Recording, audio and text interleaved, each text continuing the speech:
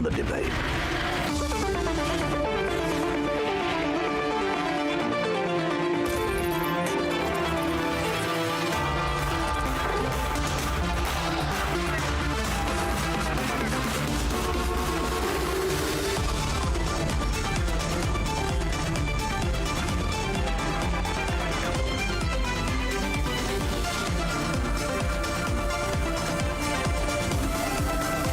The debate with Arnab Goswami, powered by Reva University, Quick Heal Saccharide, Green Lamb Laminates, PolicyBazaar.com.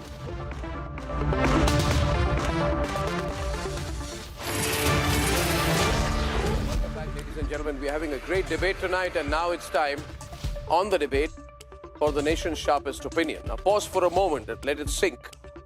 Let it just sink to the world, the kind of record we've seen.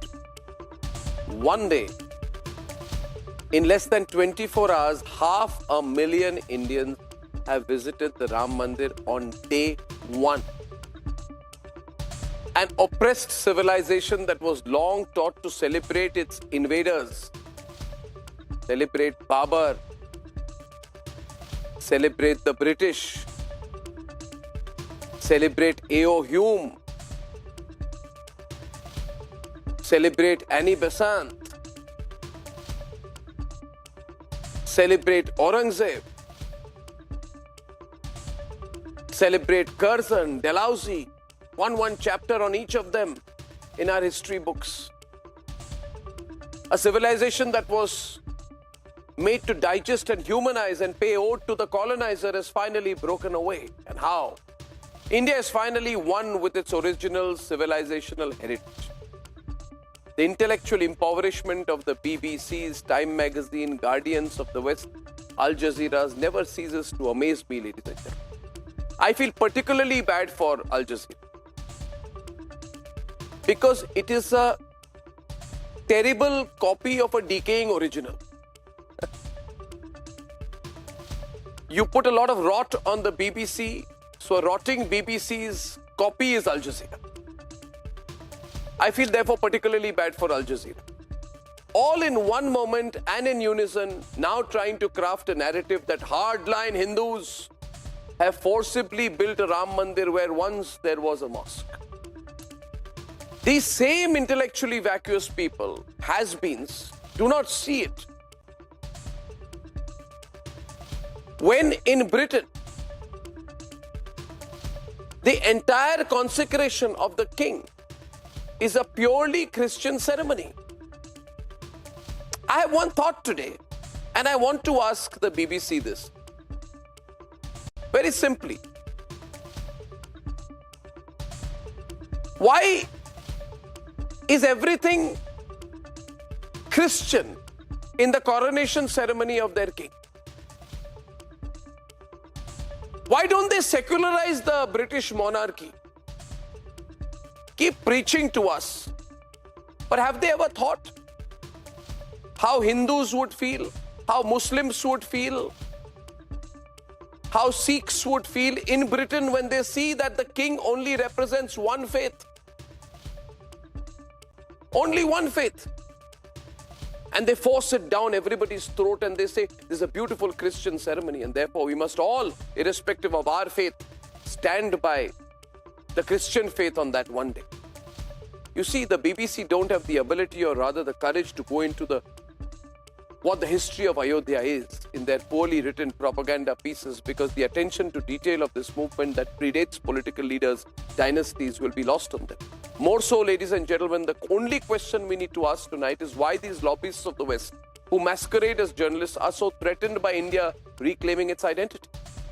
For when an Obama uses 2 Bibles to take oath on, not 1 but 2 Bibles, they cheer him on. They say, wonderful, Obama is secular. When the British say that the monarchy is a representation, embodiment of faith, when the king is the defender of their faith, then they say, no, the British are very secular. King Charles is secular. But you see, Hindus are commoner. And as far as Al Jazeera is concerned, when the Qataris commit the worst human rights violations on Indian laborers, The cowardly Al Jazeera will black it out. They can't say, you see, they get their money from that place. They can't say a word. Because if we take a peephole into the backsliding of democracies in the West, then the list is never ending, ladies and gentlemen. Never ending. I believe very strongly that with Bharat reclaiming our civilizational identity, with us getting proud and not just comfortable with our Hindu civilization. We're not just comfortable being Hindus, we are proud being Hindus. गर्व से कहो हम हिंदू हैं. That predates all others, that in this moment we must resolve to also reclaim as proudly the narrative about our nation. Because no Western media can prattle and preach to India anymore. Not to New India. Not anymore. Let's debate. Jai Shri Ram! Jai Shri Ram! Jai Shri Ram! Jai Shri Ram! Jai Shri Ram! Jai Shri Ram! Ram Lakshman Janaki! Jai Bolo Hanuman Ji! Jai Shri Ram! A second Diwali celebrated across the world. Open for public, and you can see chants of Jai Shri Ram right now. You can see the bhajans and the manjiras, the drums. You can see people from outside India are also dancing, and they are so happy because we know that spirit of Lord Ram, the spirit of the Ram temple, the Ram Janmabhoomi transcends cultures, transcends languages, and of course behind me is the beautiful Ram Mandir.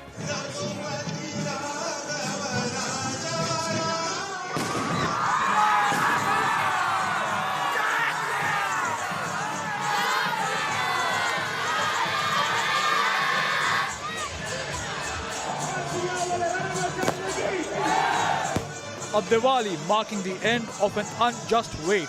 Truly the victory of good over evil.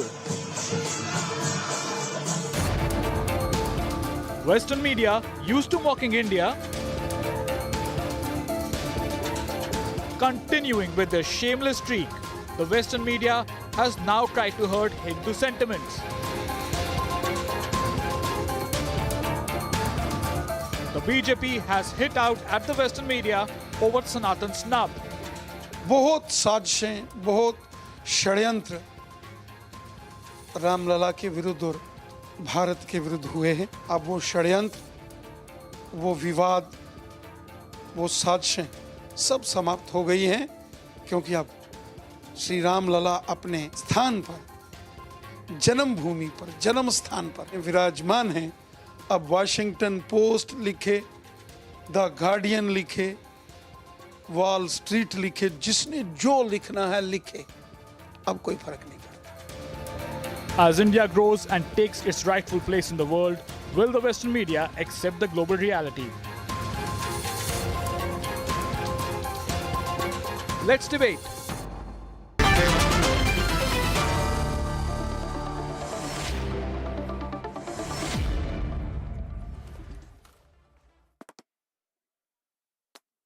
Okay, we're joined first by Amish Tripathi, well-known author and director of the Nehru Center, which in my view should be renamed. I actually think it should be renamed. And Amish should lead the group of people who should call for the renaming of the Nehru Center, given the terrible impact that Nehru's years as Prime Minister has had on the country. And anyway, I don't want to get into that. But having said that, Amish, good evening from Abhishek and me. You must have seen the rather predictable narrative that has been put out about the Ram Mandir. Not mentioned that this was done through a deliberate and long and patient legal process. Not mentioned the amount of documentation, the amount of arguments that were made on all sides.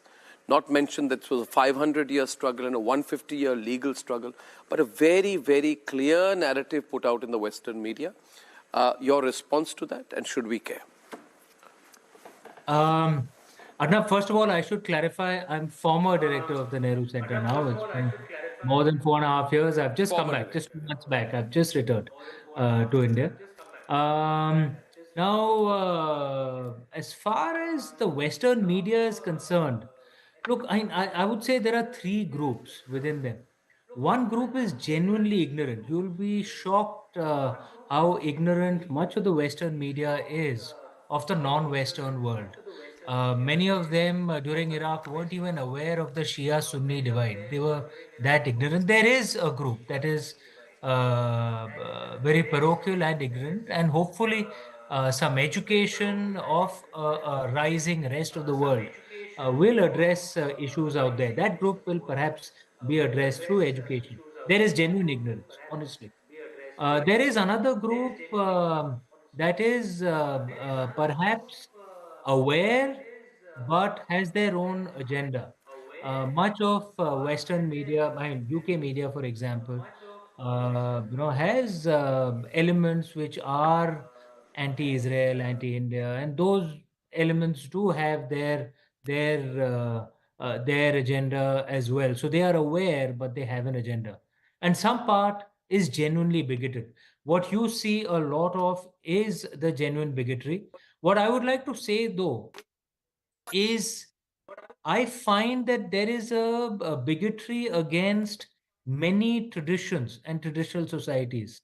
We in India find that there is a bias and a bigotry against Hindus. Many Western Christians feel that the Western media has a bias against them as well, which is why you'll find surprisingly that many online channels in the West, which are against the elite media out there, end up supporting India and Israel. So it's a very complex scenario. And what I would suggest, Arnab, is actually we must take up the debate, because if we ignore them, then their influence spreads, and that can impact India as well. And we must obviously, in a calm, rational manner, because I agree with often you the on that. truth is on our side, we Yeah. must debate No, with no, them. Why I, shouldn't we? no, I, that I agree with you. I'm not one who ever tries to avoid a debate. I like to go straight into it. And I think that we must debate it. I agree with Amish on that, because the scale, Abhishek, of deliberate distortion that is going on, we'd be foolish to say, oh, let's not care about it. We must care. I also agree with Amish. We must argue in a rational, clear-headed way that if you are presenting things in the wrong way, then we must expose you for your factual bias. Abhishek. Yeah, I mean, and if I could pick up from what Amish said about it's a little complicated. So obviously, it swings between ignorance that you said, Amish, and then maybe some Oriental exotica. So, for example, the background score of Matrix 3, Tamasoma Jyotirgamaya, or the controversial background score in Oppenheimer. I think so. They sort of try to pick up things here and there, but the educated elite, the likes of Audrey Truschke, for example, they sort of have a very motivated agenda. And to that, what Arnab said, should we care? Or as you say, should we engage? Is the question that we have to answer. So for example, you know, the world is clearly divided. You agree or not, I sometimes agree with it. There is a cynic China, there is an Orthodox Russia, there is a Christian West, there is an Islamic Midwest. So what's the problem if there is a Hindu India? Uh, Abhishek, yes, actually, in fact, what you're seeing in this decade of the 2020s is that the long peace, the world that was created after the Second World War, post 1945, that order is falling apart. And that order was, in its economic, security, intellectual, all terms, essentially defined by the West and the leader of the West, the US. The US is still, of course, a powerful country. Europe's relative power has come down. But what has changed is that the rest of the world has risen in power. China has, of course, risen dramatically. India is rising strongly. Many other powers have risen as well, including the Gulf states, including some powers in Southeast Asia, including the return of Russia. Russia was a powerful state in its Soviet Russia form, and then it declined, and now it is back. So it's a much more complicated world. There's much more contestation. It doesn't just happen economically. It doesn't just happen in the security architecture. It happens in the intellectual space as well. And we must realize that intellectual battles have consequences. They have consequences on what the overturn window would be for the kind of discussions that can happen. It can have consequences on the kind of economic deals that get struck, especially in democracies. If a country is demonized, Often democracies will end up doing things which is not in their own rational self-interest. One could argue, and I heard those arguments when I was living in London, one could argue that some European countries would have been better off buying cheaper oil from Russia rather than destroying their own economies. But they didn't do that because the intellectual argument was lost. And that is to the point that Arnab was making, that intellectual arguments, cultural arguments, and battles actually have a real world consequence. So we must not ignore them. We must always argue, but always in the Indian way, with politeness, with manners, as the way our ancestors said, Satyam Bruhat, Priyam Bruhat, Na Bruhat, Satyam Apriyam, that speak the truth, but speak it with love. Yeah. Yeah. To some extent, I agree with you, Amish, though perhaps on the nature of argument, we can all have our differences, because I think our counter arguments need to have some rough edges to them to hit back hard. But Amish, thank you for joining us. And sorry for that little mistake in my introduction this evening. I'll see you soon, Amish. Thank you. Opening up the debate this evening, ladies and gentlemen, after Amish, with Suhail Seth, Sushant Sareen, Kartikeya Tanna. Great panel tonight. Dr. Joseph Chahil is author and publisher of the Universal News Network, former chairman of the Indo-American Press Club from Florida, and Pankaj Sharma and Dr. Piyush Joshi, senior journalist and political analyst, respectively. I start with Suhail to set off the debate. Suhail, you've seen the arguments that have been put out. It is deeply, deeply hurtful. Even repeating it is hurtful. But, for example, the BBC says that the Ram Temple event has stirred great fear and very painful memories among Muslims. All Muslims are very afraid and very pained. Al Jazeera has said that this is the re-emphasis on the darkest chapter of India's history. Right? New York Times says we are heading towards a Hindu-first India, so on and so forth. Very presumptuous, very predictable. Your thoughts? So, number one, because of your friends at the Oxford and Cambridges of the world, Arnab, we allowed these left liberal so-called intellectuals to rule the roost. These people are neither left nor liberal, but are left out of the narrative in today's India. Their irrelevance is what stokes the issues thus far. Number one. Number two, I don't think we should give a monkey's toss anymore about what people say. Sometimes we are too thin-skinned and we say, oh my God, BBC has said that, Guardian. Arey bhai, BBC ko to British also don't trust them. You saw what happened with the BBC. As far as the New York Times and all are concerned, we have somehow become almost conscious of what are other people going to say. The others are envious of the India of today because we have reclaimed our civilizational legacy. I disagree slightly with my good friend Abhishek when he said, what's the harm of Hindu Rashtra, blah, blah. We don't need to say that. The majority in this country was made to feel miserable and was made to feel communal if it suggested that it was part of the majority. If you said, Garv se kaho Hindu hai, people would say, yeah, this fellow's communal. But if you said that I hate Hinduism and I love Muslims, I love Christians, I love Sikhs, or whatever, people would say, ha, bhai, this man is secular. The hypocrisy of India from 1947 till January 22 was evident for everyone. That overhang, Arnab, is going to remain. You think these people are going to calm down? Some of your colleagues in the media are talking about a Ram Rajya. What did Modi do? Modi has only delivered on a promise that they made publicly. It's not that he sneaked through the back door and suddenly one morning you suddenly found a temple there. Number four, the India of today is more muscular, is proud of its legacy, it is not ashamed of its weaknesses, and is working on its strengths. Is that a bad thing? The answer is no. Will we have naysayers within our society? The answer is yes. We are the capital of crab mentality in the world. People have got nothing else to do but find fault. You know, in some ways, you must become like Narendra Modi. In fact, the country.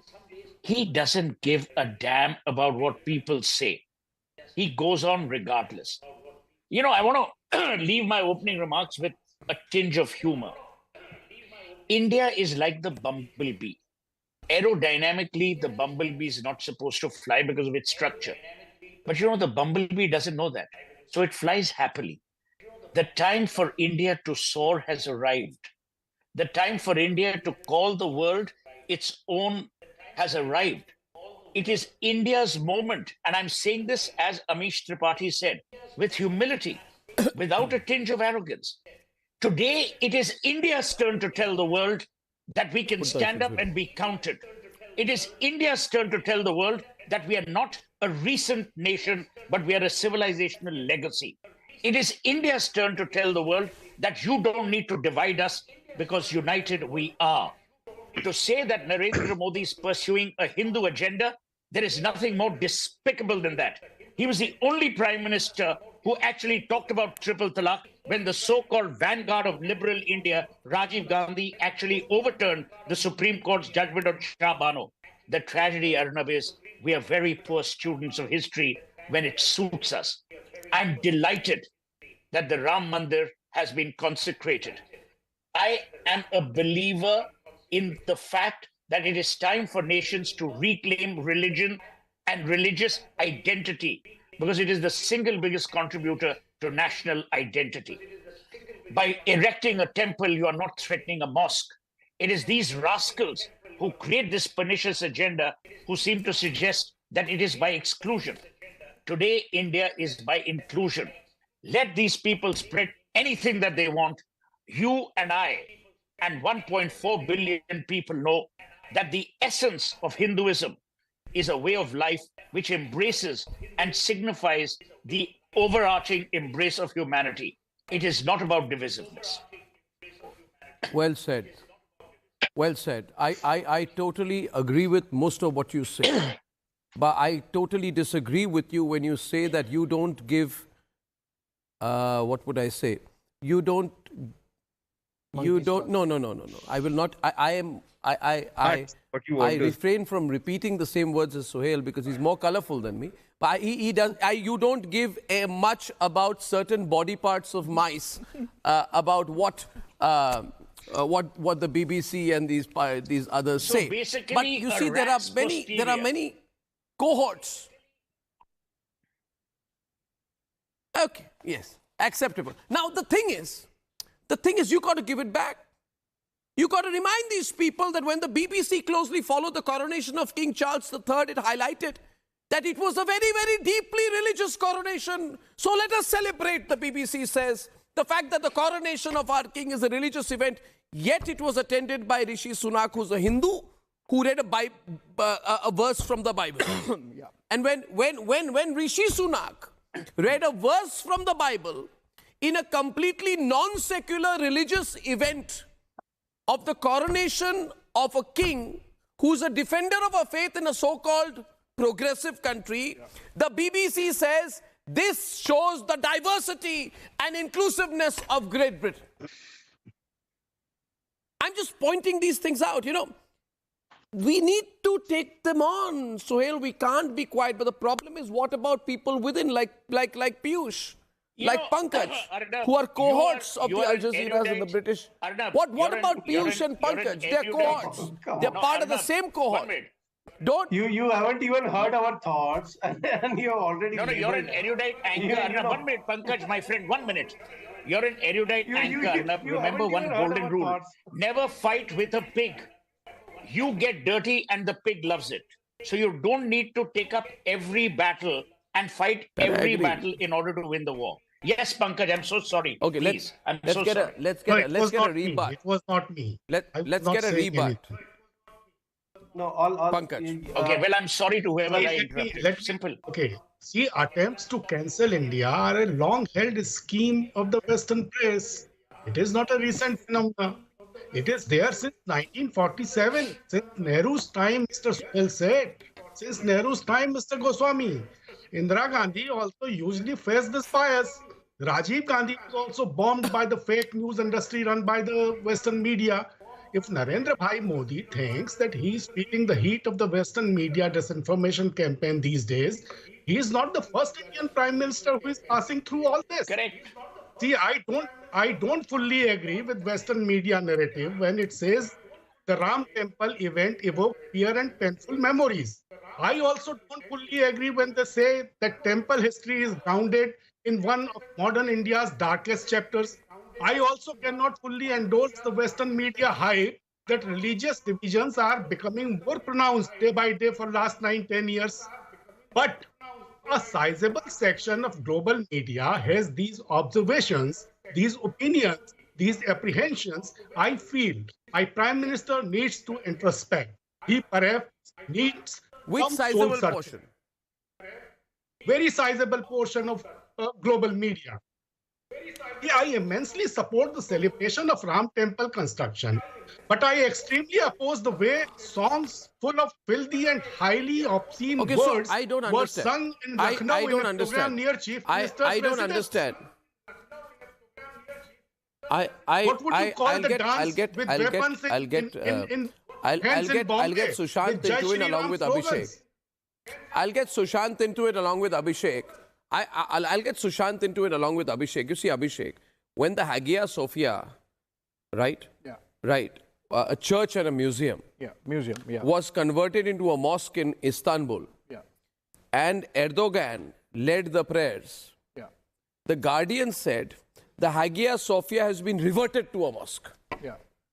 which means they began with the premise that initially it was a mosque. No, it was initially a church. No, it For initially a 1200 church. years. Yeah, exactly. Then for about 400 years a mosque. Yeah, And then a museum for 70 years. correct. But And then then they it's said turned it back was again a mosque. reverted to a mosque. And the by- word they used was reverted to a Yeah, mosque. because they don't care. But in this case, they don't. In But this when case, they don't. Indians are able to pray to Lord Ram in the much-awaited Ram temple, they claimed it was built on the site of a raised mosque. And look at the words they use. Reverted That is because as, of the rising as power of opposed the to built global on the south. site of the raised mosque. so touchy. They don't want to offend Erdogan. that is No, because- yeah, they don't want to offend Erdogan. They Yeah, don't want can- to offend Muslims. They don't want to offend Muslims. Can I They don't come want to in now? offend Muslims. Yes, Piyush? Yeah, I was just Yes, saying Piyush? this is because of the rising power of the global south that we usually attract more negative comments than the others because it we disturb the established world order, and that is why the old divide and rule policy, though I haven't seen any Muslims protesting in this country, even on my point 22nd is- January and before that. So what is happening is No. that old It's about divide and double rule standards. policy. It's about and, double standards, Piyush. Abhishek. Piyush. Sorry. Piyush. Piyush, just bear with me for 30 seconds. I am saying it's double standards. The reason is, in the case of Hagia Sophia, it was an executive fiat by which Erdogan turned it from the museum to a mosque. Into a mosque. And here, we have had a 70-year-old legal, 125-year-old litigation going on from the lowest court of the country to the topmost court of the country. Patience, negotiation, whatnot.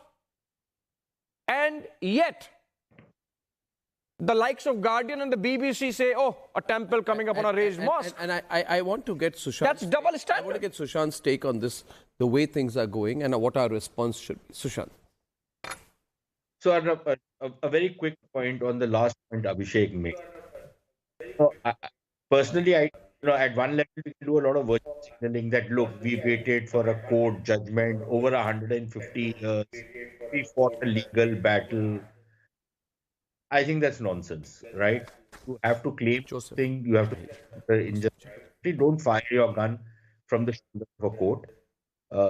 Learn to take executive decisions. Government should be able to take these decisions. But that's a side point. Let's come back to the main debate. And the main debate is, look, there are two problems. One is that the Western media generally is arrogant, supercilious, they are ignorant, and they are deeply prejudiced. They are prejudiced because of race, prejudiced because of religion, and a number of other factors. And that is very clear because, when you see some of these clowns from Western think tanks and Western academia write on the speeches which were made yesterday, these idiots don't understand the language, they don't understand the nuances. So when the speeches are made, the speech made by the Prime Minister, by the RSS chief, and by Yogi Adityanath, right? The UP's chief minister. Please hear those speeches carefully and understand the nuances in those speeches and what they are talking about. Now, these clowns in the West, because for them everything is black and white, they can't understand a damn thing of what was said, and so they've come out with, with these very waxing eloquent about how suddenly, some kind of grave injustice is going to happen in India. When those speeches were completely to the contrary of what these clowns are projecting. Number one. The second problem, and even a bigger problem, is that because these guys are such big dunces and they're so ignorant. Yeah, look, I am over 50 years old. I'm sure Suhail is a couple of years probably my senior. At my age, having lived all my life in India, I still don't understand India. These jokers studying in some goddamn university in the West, coming paradropping into India, and suddenly they have all the knowledge of India. They are completely ignorant. But the problem here is that their interface with India is what are called the people like us, people like them.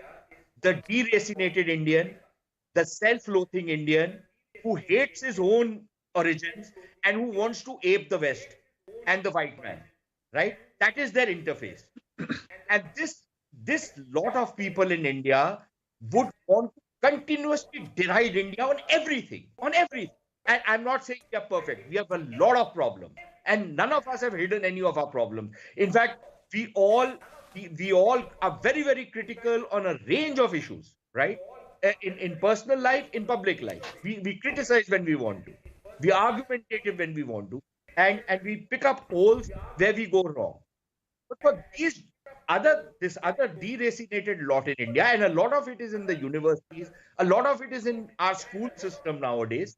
And this is something which is, I think, deeply troubling to me. But anyways, this is the interface with the West. So most of these clowns who come in and who are heading these Western media bureaus out here, this is what they interact with. They live in an echo chamber of their own. And then they project what they hear. And then whatever they write in their newspapers and their bags is picked up by Western academia and Western, analysts abroad. And they, take it further. So this is a very, very big problem. The question is, we can say whatever we want to say, but at one level, I feel there's no point even debating and discussing with them because they're so deeply prejudiced. No, I think there is a point. I think there is a point. One second, Arnab, please let me. I think there is a point, Sushant. Give me half a minute. So one is that there is no point, but on the other level, if you do not push back, and if you do not push back in an idiom which hits them, something like what you said, about the coronation of King Charles. Until and unless you hit them on where it hurts them, and how they can connect, they will never understand it. It's not going to make a big difference, but I think that pushback has to be there, and you have to remain engaged in this conversation for that whatever pushback it is has worth. To be there. Otherwise, you leave the field. No,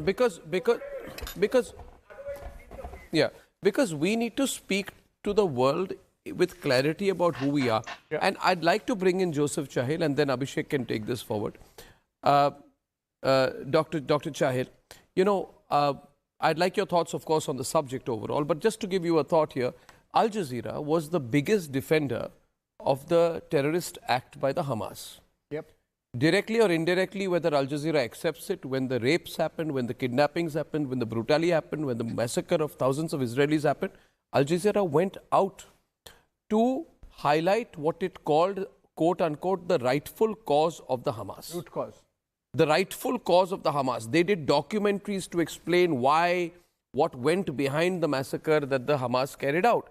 They are the ones who are now calling the Ram Temple controversial. So I believe we need to show a mirror to these people. That's my thought. Dr. Chahil, please. Yeah. Thank you, Arnab, and thank you, Abhishek. Again, I have a different perspective on this because, for the past 12 years or so, I've been running an American media here. And I'm very familiar with the anti-India sentiment. It may not be an anti-India sentiment. It might be I would call it the MDS, a Modi derangement syndrome, which exists, which is a fact, especially in the mainstream media in America. Number two is the acts of the PR agencies, which are working on behalf of the Chinese and the Pakistanis. They've been investing heavily into putting stories into mainstream media and creating their narrative. Do you imagine the article on the temple consecration was written a day before or day of the consecration? It was prepared months ahead, and then finalized. Yeah. And many of them even had Indian origin reporters on it. So I wouldn't say those are ignorant articles written. These are deliberate notes. I can give you an example. I would say maybe 6 months ago, there was an article on USA Today where I was working on, along with another USA Today reporter, on the prominence of coming up of Vivek Ramaswamy, who was then running for US president. Again, he was a nobody, but the Indian Americans were, happily supporting it. And we had a big article written about him and he was proud as being a Hindu. He was proud of his name, his Indian heritage. His dad was an Indian citizen. He still remains Indian citizen. And this article was written. It was submitted. We had a deadline. Everything was ready, in 1,200 to 1,500 words. And then the editors rejected it. Then they came back when they finally published a month later. They brought in 3 additional, interviews along with mine, and then made Vivek Ramaswamy look much smaller than it was, and it became a pro-Democrat, a pro-Nikki Haley article. So it's the editors who change things. There's multiple, problems at play here. It is definitely not ignorance. It is the work of, I would say the kingdom funds and the Middle Eastern investment into the news media. The Chinese PR media is doing it, and I have several solutions to make it happen. So Modi derangement syndrome is real. People have been, in fact, I've been facing it in my own, press club, and I was the chairman of press club last year. I would say many of the even Indian origin journalists in Indo-American media were anti-Modi. It's because many of them have, it's very similar sentiment to the communist journalist from India. If you read a newspaper in let's say coming from Kerala or somewhere else, you would have a similar outlook about what's happening in India. They don't see India where it is today. They see India where it was maybe 20, 30 years ago, and they're stuck in that narrative. They don't accept the prime minister as a champion of a world leader. They think he's just an RSS leader. That is not the case. So again, when you have time, happy to give you some solutions for it. We need to counteract and fighting it and arguing with it will not solve it. No, I think this. No. I find your thoughts very interesting, and you've added a new perspective to the debate. I'll get into Kartikeya and then open this up to Abhishek, because and I personally believe, I am quite clear the answer to this is to have a large presence in global media on our own, and Republic is committed to that. Right. We have announced it. It's just a question of putting together the capital, the funds, and if any network will from India, it will be Republic. Sohail knows we're silently working on that, and we're going to counter it in a large way, not in a small organic way. It has to be in a big way. But a very important point, Karthik and Abhishek, that have been raised here by Dr. Chahil, we must think. Because when during COVID, front page covers the burning funeral pyres of in India. India is the worst struck country by COVID, right? And when New York Times talks about the death of democracy in Modi's India, Muslims being dehumanized, Modi's India is where global democracy dies, all of this benefits China a big deal. It is genuinely, it could be very well pre-planned, and there have been studies about how deeply the Chinese have actually tried to influence the global media narrative, and quite successfully so. So I'd like Karthik's take on that, and then Abhishek, you can take it forward. Arnab, I entirely agree with you that we have to respond back. And the reason is this. Yes, I agree with Sushantji that these journalists and these media publications will not change. That I 100% agree with. But What I do believe in is that if you respond to them and if you have a voice as large as Republic or even as small as a Twitter comment, that will influence the readers of these newspapers and magazines. Because ultimately, who are these people reaching? The readers. And if the readers are then aware of an alternative view, and which is actually grounded in reality and fact and even logic, compelling logic, that makes a lot of difference. And also, I agree with the speaker before me, Dr. Chalil.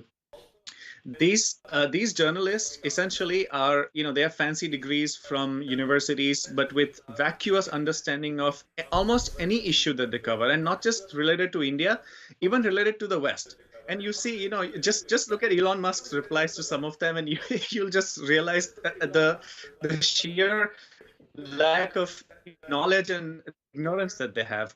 They essentially, but I call them rubber stamp journalists and rubber stamp reporters. We have had rubber stamp prime ministers. US has a rubber stamp president. So we know that concept. These are rubber stamp journalists who essentially have a pro forma, a format that they have to fill in based on any development that's happening. So Ram Mandir consecration ceremony, okay, you have a pro forma format, talk about how Muslims are in danger, talk about how Muslims are in fear, and somehow interpret Modi's speech to essentially mean that.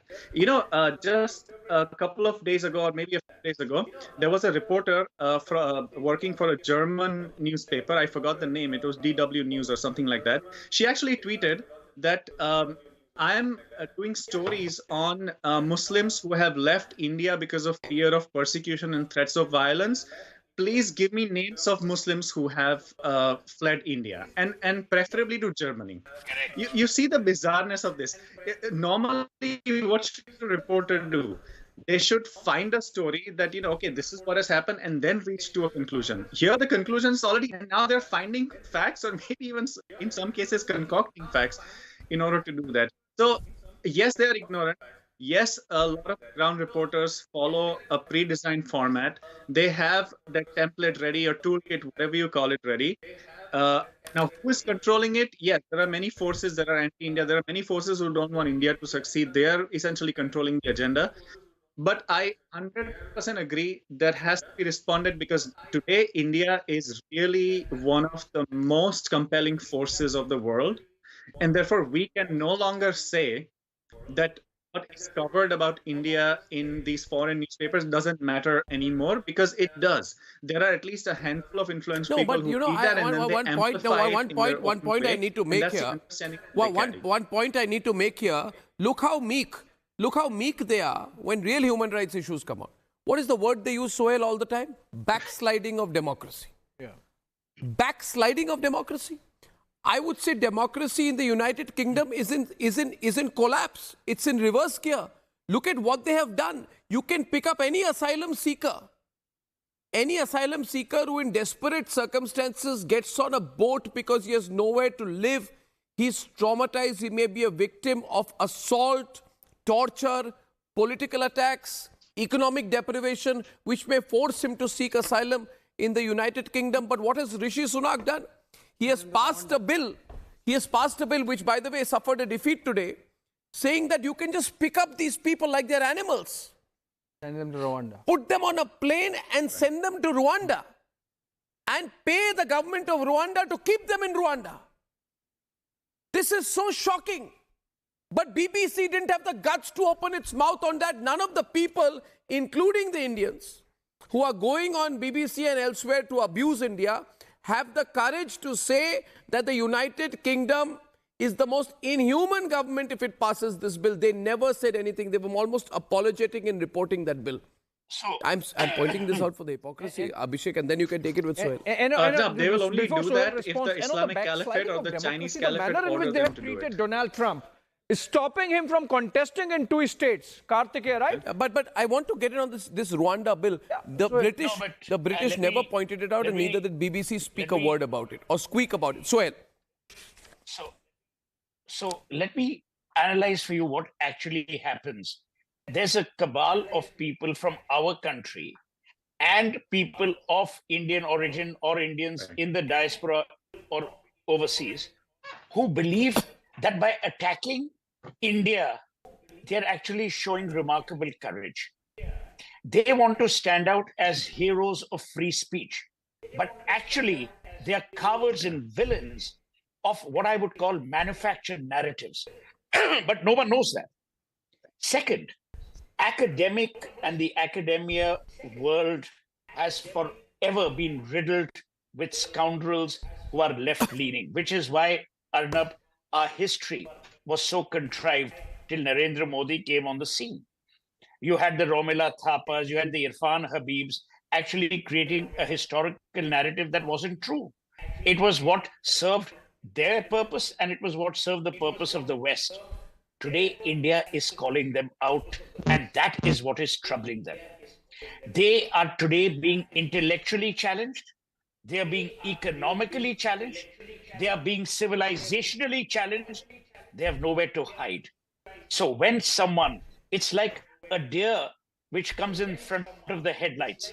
Today, those headlights are of Indian origin, and the deer are the cowards who manufactured the narrative thus far, but now realize it can't be manufactured anymore. I want to touch upon something that Karthikeya spoke about in relation to what you had said. Look, respond, but respond strategically, not tactically. Don't respond with a statement which is born out of bravado. Are tu kaun hai? You don't know who I am. No. You have to attack them strategically. And by strategic, I mean you have to create an ecosystem of soft power. My good friend Amish Tripathi, who was at the Nehru Center, spent almost all his time writing books and then launching them. And he knows what the Nehru Center was envisaged as and what it then became. It had become a place for soggy samosas and terrible wine. But there was no promotion of the India narrative whatsoever. We need to restart that. A, B, look at the amount China spends. China spends almost $2 to $3 billion a year compared to us, who may be spending $10 to $12 million a year in promoting soft power. Number three, activate our Indian consuls and Indian consulates and embassies across the world to spread the narrative. What do? Tokenism. Republic Day, hoist the flag and invite all these Johnnies. There is no, to my mind, no strategic manner of amplifying the narrative that we wish to amplify. These are, to my mind, that's true. Problem areas which we need to address. Yeah, I think, and I'll get to Sushant there. I think there are two aspects of the discussion, therefore. One is, what do we do with the deracinated Indians? People who are, not in touch or hate where they come from. And the second is, what do we do with the institutional attack, on India's image, which may not just be from deracinated Indians. It may be from institutional frameworks, Chinese, etc. Which of these is more important in your view, strategically, Sushant? Especially in the backdrop of what Joseph said. I think it's what the narratives which are manufactured within India that are in many ways much more important, because that is the mirror for the rest of the world. So, for example, Arnab, when you are looking at the United States, or you're trying to find out something which is happening in the United States, what's your first instinct? You will go to some of the big names in the media and try and see what they are reporting on. That's the normal attitude. What do they do when they're when they want to find out something on India? They'll come, check out some Indian newspapers, check out some websites, stuff like that. That is their interface with India, right? And what they get to read out here mostly is the kind of drivel which is written by these self-loathing characters out here, who actually are very ignorant about the realities of India, like that journalist Karthikeya is talking about, and I could name many more like those. And many of these guys do a lot of virtue signaling because that gets them junket. Western universities will call them so that they can speak out there. They'll be called seminars. Yeah. Nobody wants to call you to a seminar if you're going to go out there and speak some home truths to them. Nobody wants to hear that. Nobody will want to hear you tell the Americans, how they've messed up in Afghanistan, or how they've messed up in Bangladesh, or their duplicity in Pakistan, etc., etc. Nobody wants to hear that, right? So they'll call somebody who'll say, America Bahadur, greatest, the best, the most liberal, you have spread civilization around the world. That's what they want to hear. And many of these characters will go out there and say precisely this. And they will also say, but America, why are you not interfering in India? Why are you not saying something about India? So that is also happening, including some political leaders do it, right? So this is a bigger problem to my mind. Look, what is going to happen at an institutional level, that is part and parcel of how international diplomacy and power politics operates. Yes. You know, those are what Dr. Jaishankar also called mind games that are played. So they will use, their media, and they will use their institutions to target you in various ways, undermine your confidence. But a lot of it gets the material to do this from within India. And I'm not saying that you censor these people. I'm certainly not my case that you shut them up, put them in jail. Absolutely not. I'm totally against that. But what I'm saying is that if you really want to counter a narrative, then you need to counter the narrative which is being manufactured within India. And again, a lot of people are doing it with facts. A lot we need of to be people conscious are doing about it it. with logic. And I think that is the way to go. Yeah. So sum total, we got to talk about it. And I'm glad we've had a very, very good and deep conversation on it. I wish I had more time. Thank you, gentlemen. Thank you so much. And before I go, ladies and gentlemen, we at Republic are very happy to announce a partnership with Niva Bupa. Niva Bupa has come on board with us as our studio partner here at Republic. Viewers, Niva Bupa is the fastest growing company among standalone health insurance players in India. And I'm really happy to be partnering with them. I'll see you tomorrow, evening, same time. Good night and goodbye.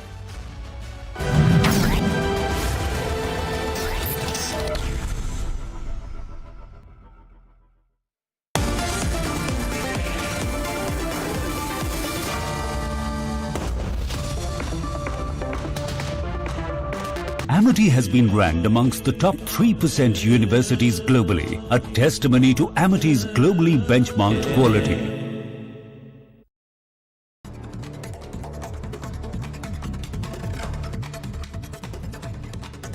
Following a tragic boat capsize in Vadodara that claimed the lives of at least 16 individuals, including 14 students, authorities have filed a case against 18 individuals in connection with the incident. One person died after a massive fire broke out in a container truck in Thane. The authorities have sent the mortal remains to the hospital for post-mortem.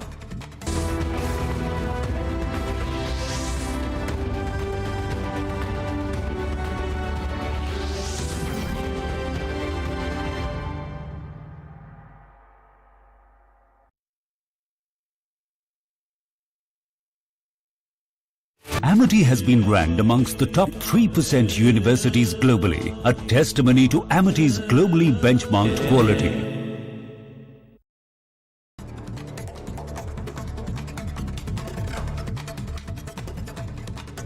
Following a tragic boat capsize in Vadodara that claimed the lives of at least 16 individuals, including 14 students, authorities have filed a case against 18 individuals in connection with the incident.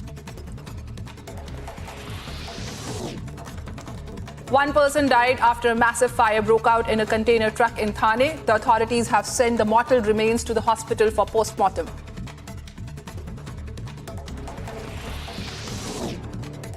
All Kamtapur Students' Union members blocked the railway line near Betkara railway station in Jalpaiguri, West Bengal. The Students' Union demanded for a separate state of Kamtapur.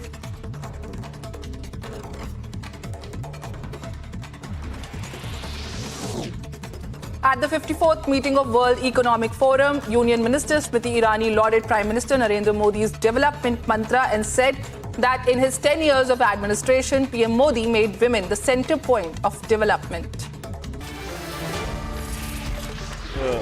शांतिपूर्वक भव्य कार्यक्रम में supreme court का योगदान है, मुस्लिम पक्ष का भी योगदान है और विपक्ष का भी योगदान है। तो उनके वजह से ऐसा नहीं है कि शांतिपूर्वक हुआ है। सभी को क्रेडिट जाता है।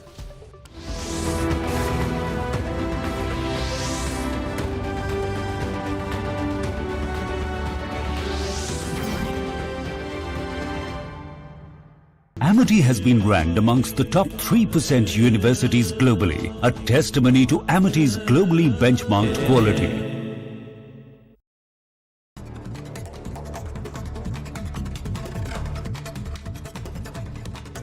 Following a tragic boat capsize in Vadodara that claimed the lives of at least 16 individuals, including 14 students, authorities have filed a case against 18 individuals in connection with the incident. One person died after a massive fire broke out in a container truck in Thane. The authorities have sent the mortal remains to the hospital for post-mortem.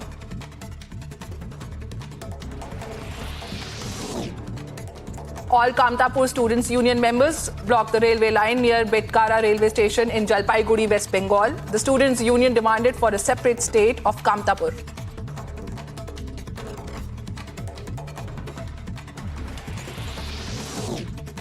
At the 54th meeting of World Economic Forum, Union Minister Smriti Irani lauded Prime Minister Narendra Modi's development mantra and said that in his 10 years of administration, PM Modi made women the center point of development. Bharat की सबसे प्रमुख प्रतिभा भारत की महिला को नरेंद्र मोदी ने अपने 10 साल के प्रशासन में विकास का केंद्र बिंदु बनाया।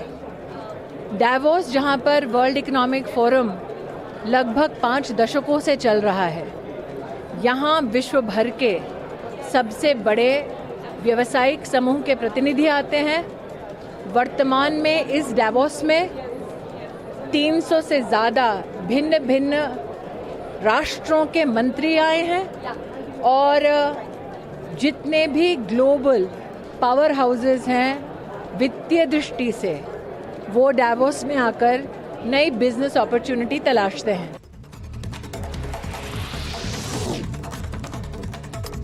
Amid the freezing temperatures in our national capital, Indian forces prepare for the 75th Republic Day celebrations. The parade rehearsals are underway at Kartavya Path in New Delhi. With temperatures staying low, Delhi experiences a cold wave and dense fog enveloping the national capital. The dense fog situation has caused low visibility, due to which several flight operations are delayed and few others have even been cancelled.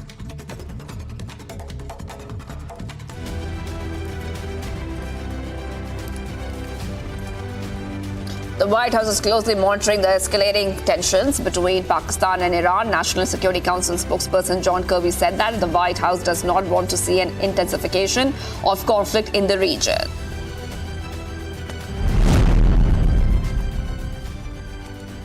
UN Chief Antonio Guterres is concerned about the escalation between Iran and Pakistan and called for any issues between the two countries to be addressed through peaceful means, through dialogue and cooperation. Rockets between Iran and Pakistan. We've seen reports of casualties on both sides. Again, he urges both countries to exercise maximum restraint, avoid any further escalation.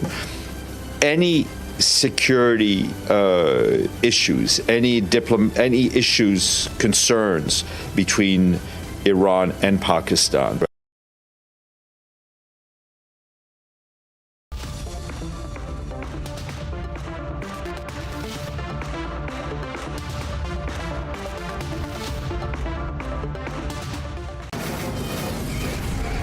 From the Delhi studios of Republic TV, it's time for Arnab Goswami on The Debate.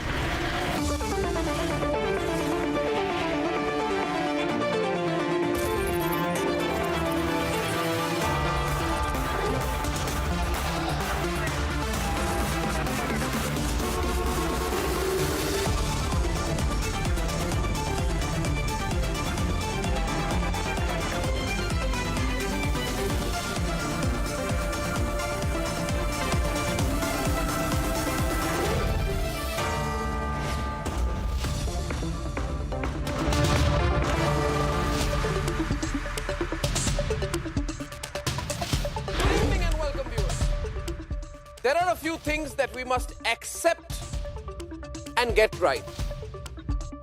We must speak straight. We must be direct now. We must be totally direct. So I want to make a few very direct points. I'm sorry if you don't agree with me, but these are the facts. First point, that there is a huge wave of Hindu consolidation in the country.